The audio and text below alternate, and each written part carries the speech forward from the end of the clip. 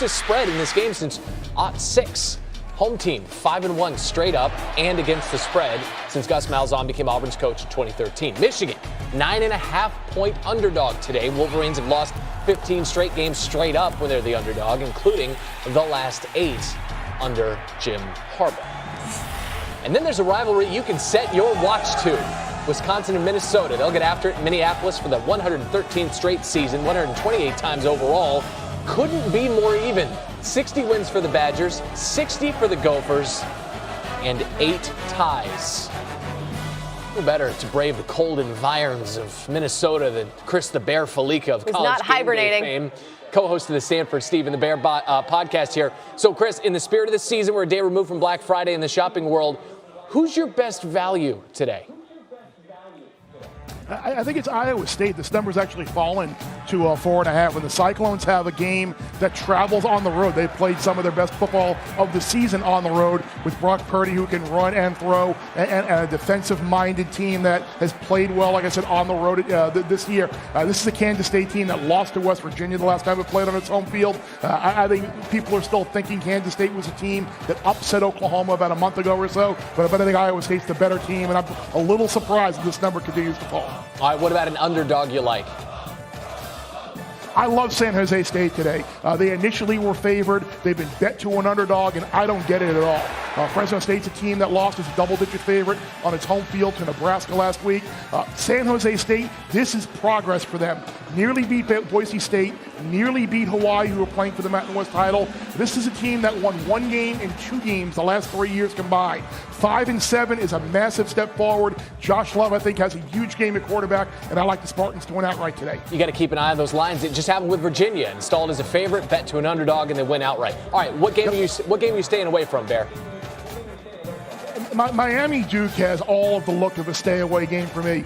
Nobody has been a more terrible favorite than the Hurricanes this year, who have lost 3 times as a favorite of at least 14 points.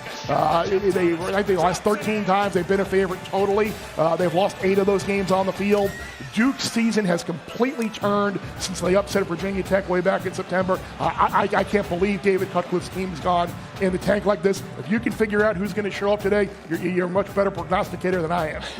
Doubtful, but what about an underdog to avoid? Maybe an underdog who's getting too much attention, too much love, or we call it a dog with fleas. I think people are thinking that Steve Adazio's team in Boston College needs the game to get to a bowl, but Pitt was completely embarrassed last week, and typically under Narduzzi, every time they play a bad game, they tend to bounce back the following week. I have zero confidence in the Boston College defense to stop the Pitt running game, the Pitt offense. I think Pitt at home today is probably the right side of that game.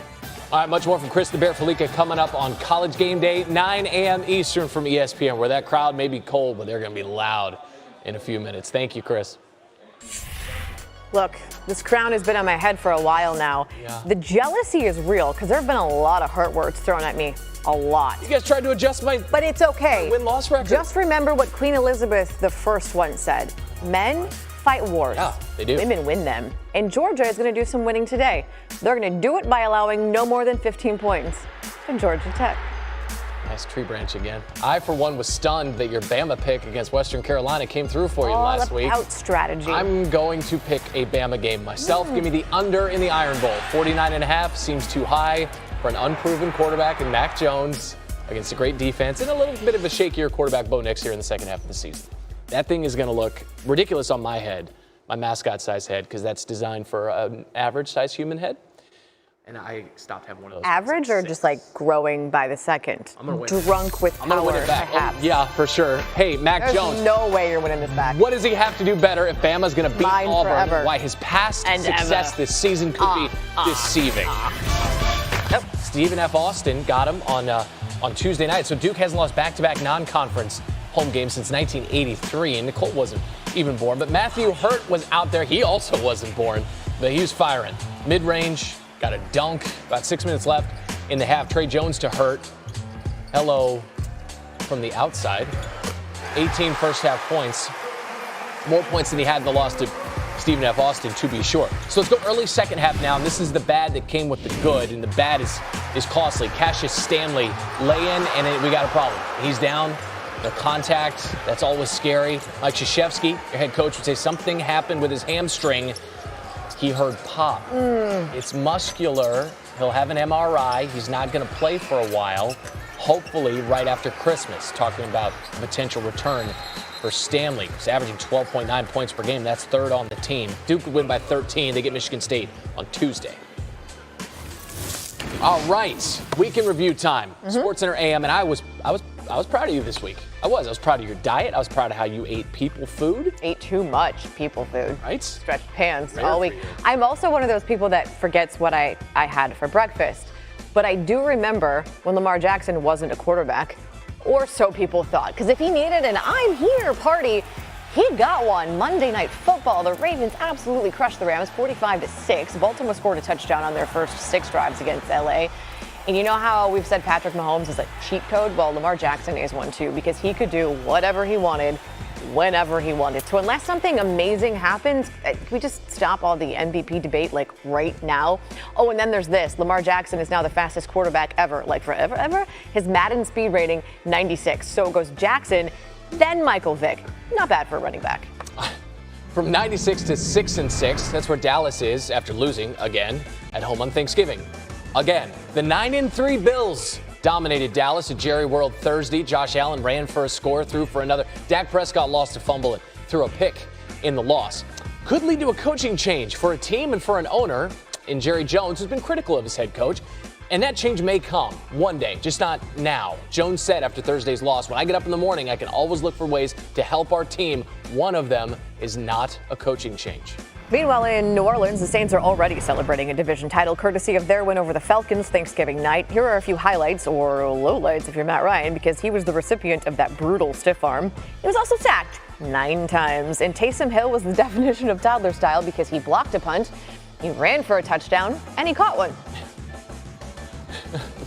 All right, so meanwhile, in New Orleans, how do you win a breakup? Well, it's not just getting in shape, flaunting the new relationship, maybe getting a new place. Haircut, maybe? It's about reminding your ex what they're missing. And Anthony Davis did that to New Orleans. The Pelicans were relentless and aggressive. The fans were with their booing. One fan called him a sellout. But Davis put up 41 points. 41 points in his first game back in New Orleans as a member of the Lakers. LA needed just about every single one of those points. Only won by 4. Davis said his teammates told him, we'll find a way to win it for you. And then in Boston, there was no Kyrie because he's missed 8 straight with a right shoulder boo-boo, so he missed his return to the Celtics. Missed or just didn't make the trip? Because missed sort of feels like the wrong word, at least for Boston fans.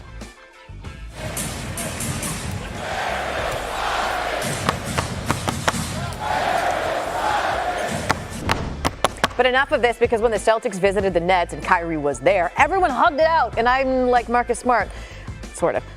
I'm tired of talking about Kyrie. It's a slap across the face of everyone on this team now to keep hearing his name. All right. I'm only like the first part of it. 2 scoops of finally in the UFC this week. Really? Conor McGregor finally back. He'll fight Donald Cerrone, UFC 246, January 18th in Las Vegas. And they'll finally fight each other, because this seems like 4 years in the making. Dana White says it'll be a non-title welterweight bout. Both fighters, they're known for their finishing prowess, combining for 46 in their careers. McGregor has 12 career knockdowns. It's tied for 7th most among active fighters. Meanwhile, Cowboy owns the record with 20. All right. Now, McGregor also gets a superlative for perhaps the most ambitious plans, right, of 2020. Cerrone, right? That's in January. Diaz or Masvidal in the spring. And then Habib later in the year. It's like a house of pain, except for let's not get out of our seats for that one. No, we won't jump around. No, that's Probably not jump flop around. The penalty of the week, and I don't want to be one of those people who just pile on Elijah Moore, because quick reminder, he's only 19, he's a kid, and even grown adults make mistakes. But what did you think was gonna happen? Because this ain't new. You're not the first person to do that, but maybe you are the first person to do it and then get penalized to the point where your team lost because tack on 15 yards to the point after, and suddenly a gimme is a 35-yarder and totally missable, and look who didn't win the Egg Bowl. Oh, no. We're going to go to high school for our dunk of the week, even younger. Why? What happened? Ty Robinson happened. Oh, my God. Young man from Eagle Crest High School in Colorado, soared like one, and he baptized his poor opponent. He was just trying to take a charge, fundamentally sound. That was the top play of top plays earlier this week. Like his head is almost to the rim. Anyway, save of the week, Henrik Lundqvist, who stopped 41 against the Canes Wednesday, but that one, second period, he knocked it out of thin air with the stick. Like a lightsaber. Rangers beat Carolina 3-2. Upset of the week, Duke Tuesday night. Steve Austin dropped a stunner on the Blue Devils by 2 in overtime. What? Lumberjacks got a driving layup. What? At the buzzer from Nathan Bain, because some men just want to watch the world burn. Duke's 150-game home winning streak against non-conference opponents is no mas. Which led to this, the feels of the week, because Bain was your hero in the game winner, and then you became his hero. Because see, Bain's family is in the Bahamas in an area that was destroyed by Hurricane Dorian. And after Bain won the game, his GoFundMe page spiked massively. Pre-game, it was sitting at like $2,000. This morning, it's close to 140,000. So faith in humanity completely restored just because of that. The page was actually set up by the university, not by Bain or anyone in his family, who basically lost everything. Plus, his father is a minister, and they lost their church as well. That's amazing. So that sums up the week. Yeah, well, hold on. We had a late entrant for Sound of the Week. What? Mike Leach, usually thoughtful, entertaining, unique. Just part of that. Not after losing the Apple Cup to Washington. You know, and you run your mouth in your little column and stuff like some sanctimonious troll, and where, you know, you've never been fair or even-handed with us, so I really don't care what you think. Okay, go ahead, because you're going to write some nasty stuff anyway, like you always do, and I don't know which coug way back when did something that offended you, and I really don't care about that either, but you can live your little meager life in your little hole and write nasty things, and if that makes you feel even, you go right ahead. Okay, next. What was that? I don't know. That crosses so many lines. I don't like that. No. That was like personal. It was definitely personal. Wrong. It was definitely personal. It seems like there's a history there. But again, shame on you of the week. That was, well, there we go. There you go. A new category. That's your week in review. Yeah.